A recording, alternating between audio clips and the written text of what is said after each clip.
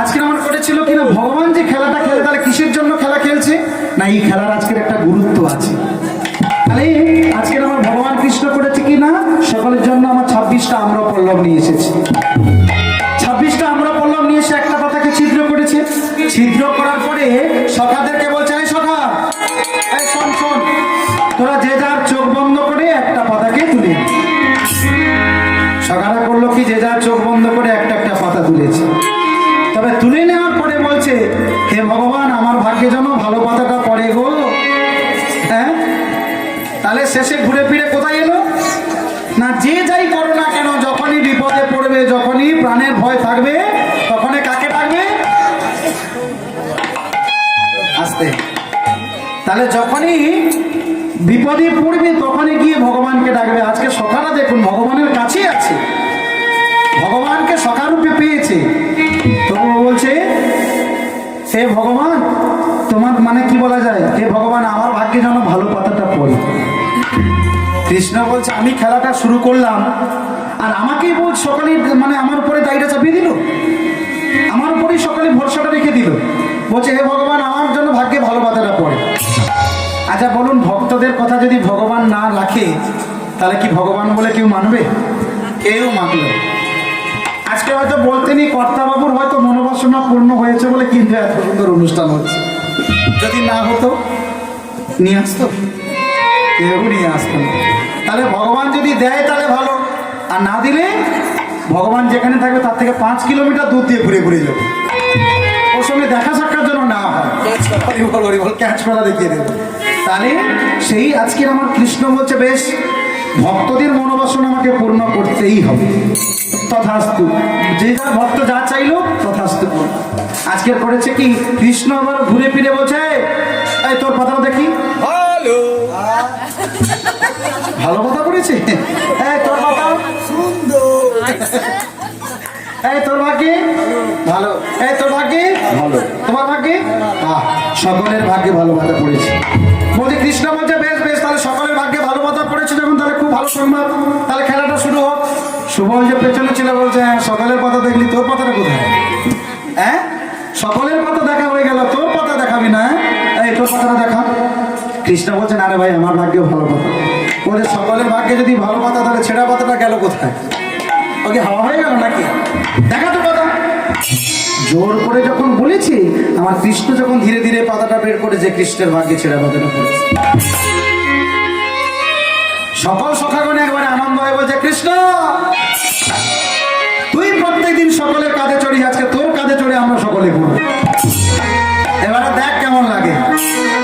কৃষ্ণ বলছে বাবা আমার কৃপাতে ওদেরকে ভালো কথা পেলো আবার আমার কাঁধে চড়বে বলে কত আনন্দ দেখো। বলছে ভক্তরা যে কি দিয়ে তৈরি ভগবান আজও পর্যন্ত জানে না। ভক্তরা যে কি রকম ভগবান আজও পর্যন্ত বুঝতে পারিনি ভগবান ভক্তরা কি রকম। যখন যেখানে যখন ডাকবে দেখা না দিলে আবার অবস্থা খারাপ। আর ভগবানও বলে এটাই এই অভিমান রাগ অভিমান আছে বলে যেখানে রাগ অভিমান বেশি সেখানে কি বেশি মন ভালোবাসাটা বেশি পাওয়া, তাই না? তাহলে বলছে ঠিক আছে তোরা আজকে কাঁধে চড়বি বলে আনন্দ তো কোনো অসুবিধা নেই, চল আমরা সকলে মিলে কাঁধে চড়াবো। এই বলে সকল সখাদেরকে করেছে কি আমার কাঁধে চড়িয়ে সকল রাখালগণে তার কাঁধে চড়িয়ে নিকুঞ্জ নিধুবন করছে আর সকলে মিলে গাইছে কৃষ্ণ এলো বৃন্দাবনে কৃষ্ণ এলো বৃন্দাবনে কৃষ্ণ এলো বৃন্দাবনে ওরা দেখে যা দেখে যা জনে জনে আমার কৃষ্ণ এলো বৃন্দাবনে ওরা দেখে যা দেখে যা দেখে যা জনে কৃষ্ণ কৃষ্ণ এলো বৃন্দাবনে মা যশোদারি বৃন্দাবনে সেজে রাখা মা যশোদারি বৃন্দাবনে সেজে রাখা মা যশোদারি বৃন্দাবনে সেজে রাখা মা যশোদারি বৃন্দাবনে সেজে রাখা চরণে মধুর বাজে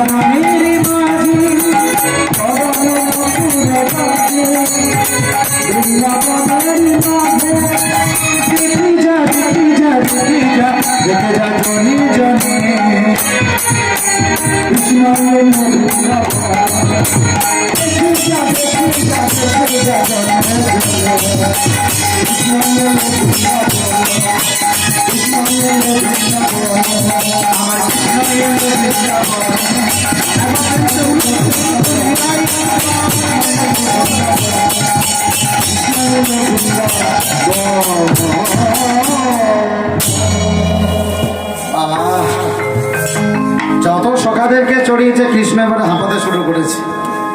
সবাইকে কৃষ্ণ ভাব চড়াতে সবাইকে কাঁধে চড়ানো হয়ে গেছে। যখন ভালো করে সবাইকে কাঁধে চড়ানোর পরে এবার একটা মানে কষ্টের একটা নিঃশ্বাস নেয় না, নিঃশ্বাসটা নেবে এমন সময় দেখতে পেল গাছের আড়ালে একজন যেন কে লুকোচ্ছে। কৃষ্ণ বলছে কি ব্যাপার, আরো কেউ একজন মনে থেকে গেল। কে? এই গাছের গোড়ায় কে গো? এই যে গাছের গোড়ায় কে? ভালো করে যখন দেখতে পেল একজন লুকিয়ে আছে, সে কে না সে হলো সুদামা। সুদামা গাছের গোড়ায় লুকিয়ে আছে কেন না কৃষ্ণের কাঁধে চড়বে না। সুদাম কৃষ্ণ বলছে, কৃষ্ণ মনে মনে হচ্ছে যার জন্য আমি খেলাটা খেললাম সে যদি মানে পাশে পাশে লুকিয়ে থাকে তাহলে আমার খেলা তো সফল হলো না, আমার উদ্দেশ্যটা সফল হলো কি করে। সুদামা গাছের গোড়ায় লুকিয়ে আছে, সুদামাকে ডাকছে, এই সুদামা শোন, এই শোন শোন, আরে সবাইকে কাঁধে চড়ালাম, আমি জানি হয়তো সকলেরই কাজ হয়ে গেছে, কিন্তু তুই এমন করে গাছের গোড়ায় লুকোচ্ছিস কেন, তুই কাঁধে চড়বি না?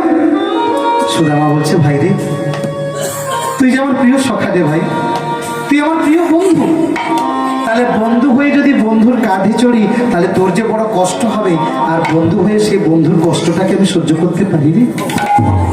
তাহলে কত বড় বন্ধু দেখুন না। আমরা এখনকার দিনে বন্ধু আছি, তবে এখনকার দিনের বন্ধুটা হলো স্বার্থের বন্ধু। স্বার্থ ফুরিয়ে গেলে আর কোনো বন্ধুত্বের কোনো মূল্য থাকে না। কিন্তু আজকে এখানে কৃষ্ণ কাঁধে চড়বে না বলে, তার কষ্ট হবে বলে সুদামা লুকোচ্ছে। আর তখন আমার কৃষ্ণ বলছে, আমার কষ্ট হবে বলে তুই হয়তো কাঁধে চড়বি না, কিন্তু তুই যদি না আমার কাঁধে চড়িস তাহলে আর অন্যান্য রাখাল যারা আছে তারা বলবে, দেখেছিস কৃষ্ণ মনে হয় আর পারছে না কাঁধে নিতে, ওই জন্য তাকে আর কাঁধে চড়ানো। তাহলে রাখালদের কাছে আমি হেরে যাবো, তাহলে আমি কি হেরে যাই, তোর এটা ভালো হবে না, না না না না, তাহলে কাঁধে হোক। এবারে কৃষ্ণ করেছে কি, জোর করে শুধু আমাকে কাঁধে তুলেছে। কাঁধে তুলে করেছে কি না কিছুটা পথ যাচ্ছে, যাওয়ার পরে আমার সুদামা বলছে, হ্যাঁ কৃষ্ণ আমি আর কাঁধে চড়বো না, নামিয়ে দে। কেন না, বড় টলমল টলমল করছি, মনে হচ্ছে পড়ে যাবো, তুই আমাকে নামিয়ে দে। কৃষ্ণ বলছে, তুই টলমল করছিস, পড়ে যাবি, তো ভয় করছে, দাঁড়া তোর ভয়টাকে আমি ঘুচিয়ে দিচ্ছি। কি করলো না কৃষ্ণ করেছে কি, আমার সুদামা যে কাঁধে চড়েছিল, আমার সুদামার কাঁধে যদি চড়ে মা পা দুটো কোথায় ছিল? কেউ যদি কাঁধে চড়ে তার পা দুটো কোথায় থাকে? এই সম্মুখে তার পা দুটো রয়েছে। আমার কৃষ্ণ করলো কি, যেই না টলমল করেছে বললো, কৃষ্ণ করেছে কি আবার জোর করে সুদামার চরণ দুখানা, যেই না চরণ দুখানা দড়িয়ে ধরেছে, সুদামা চিৎকার বলে বলছে, কৃষ্ণ কৃষ্ণ তুই আমার প্রিয় বন্ধু হয়ে, তুই প্রিয় সখা হয়ে, তুই যে আমার এই ব্রজদেব ব্রজবাসীর তুই প্রাণের মনে, তুই চাঁদের কোনা, তুই তোকে সকলে ভালোবাসে, তোকে সকলে শ্রদ্ধা করে, আর আমি তোর প্রিয় সখা প্রিয় বন্ধু, আর তুই বন্ধু হয়ে আমার দুখানা পা তোর বক্ষ মাঝে জড়িয়ে দিচ্ছিস, তুই ছেড়ে দে পা দুটো, আমি তোকে অনুরোধ করছি তুই আমার পা দুটো ছেড়ে দে। কৃষ্ণ মনে মনে ভাবছে, ভাই রে আজকে যে খেলাটা খেলেছি সেই এই জন্যই তো আমি তোর চরণটা জড়িয়ে ধরবো বলেই তো খেলাটা খেলেছি। কেন না, তুই আমার চরণ সেবা করেছিস কটা দিন? 14টা বছর ধরে। তাহলে বলুন, আজকে যখন সুযোগ পেয়েছি চরণ সেবা করাটার, এই সুযোগটা কি হেলায় সর্বনাশ করা উচিত? আজকের গৌর সুন্দরকে এসেছে, আমরা যদি কেউ মনে করি যে আজকের গৌর সুন্দরকে দর্শন করব না, কালকে প্রসাদ পেতে যাবো আর গৌর সুন্দরকে দর্শন করব, এটা ভাবা কি উচিত? ভগবান করুক, কালকের দিনটা যদি আমার জীবন মনে না আসে, আমি যদি কালকে উঠে গৌরসুন্দরকে দর্শন করতে না পারি, তাহলে আমার জীবনটাই বৃথা হয়ে যাবে। তাই আজকে আমার কৃষ্ণচন্দ্র বলছে 14টা বছর ধরে তুই আমার চরণ সেবা করেছিস, আজকে যখন সুযোগ পেয়েছি তোর চরণ সেবা করার সুযোগটাকে আমি ছেড়ে দেব। তাই আজকের আমার কৃষ্ণ করেছে কি, জোর করে তার চরণ দুখানেতে জড়িয়ে ধরেছে। জড়িয়ে ধরে মনে মনে ভাবছি, ভাই রে আজকে যে খেলাটা খেলেছি এই কারণে তোর চরণটা পাবো বলে। কেন? আমি যদি কোনো ভক্তকে গিয়ে বলি যে হে ভক্তমণ্ডলী মা, ভক্তমণ্ডলী বাবা, ভগবান কৃষ্ণচন্দ্র গৌর সুন্দর এসে যদি বলে হে ভক্তমণ্ডলী মা, হে ভক্তমণ্ডলী বাবা, তোমাদের দুটো রাঙা চরণ আমাকে দাও, কি দেবে? কেউ দেবে। তাহলে কেউ যখন দেবে না তাহলে আমাকে নিতে হবে কৌশল করে। আর সে কারণে আজকের এই খেলাটা খেলেছি যে সুদামা যদি আমার কাঁধে চড়ে তাহলে ওর পা দুটো থাকবে কোথায়? আমার সম্মুখে। তাহলে ওকে না চাইতেও তো ওর চরণটা আমি পেয়ে যাব, তাহলে চরণ সেবা আমার হয়ে যাবে। তাহলে আজকে যখন দিনটা পেয়েছে এই দিনটা আমি ছাড়বো না। তুই সুদামা তো কিছুটা ঋণ আমি শোধ করবো, যখনই সুযোগ পাবো তোর ঋণ আমি শোধ করবো। চল ভাই, আজকের এই বলে কৃষ্ণ করলো কি, তার চরণটাকে জড়িয়ে ধরে সুদামা কিছুটা ঋণ শোধ আর তাই আজকের আমার সখারে বলছে, সখা চল আর আজকের খেলা খেলবো না, খেলারও সম্পূর্ণ হয়ে গেছে। কেন? খেলার যে মূল উদ্দেশ্য ছিল সেটা আমার পূর্ণ হয়েছে। তাহলে আমরা যাবো সেই গুরুগৃহে পড়াশোনা করতে। গুরুগৃহ যাবে কোথায়? গুরুদেবকে না, সকল রাখালদের গুরুদেব হলো আমার শিক্ষাগুরু ছিলেন শান্তিপুনি মুনি। সকলে মিলে রাখালগণে মিলে চলেছে সেই শান্তিপুনি মুনির আশ্রমে। এমন করে চলেছে সে বৃন্দাবনে শান্তিপুনি মুনি আনন্দ হরি বলবো আরে মতন মোহন এইভাবে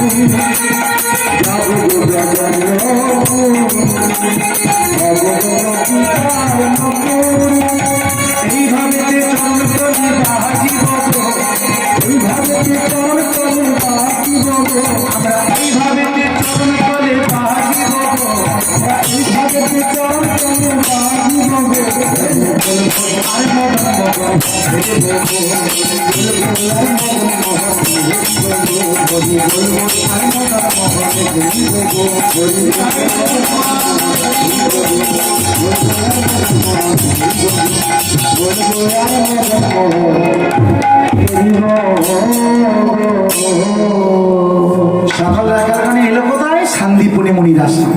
শান্তিপুনি মুনি জিজ্ঞেস করছে, এক একজন করে সবাইকে জিজ্ঞেস করছে। প্রথমে জিজ্ঞাসা করছে কাকে? না, এই রাখালদের মধ্যে সব থেকে বয়োজ্যেষ্ঠ,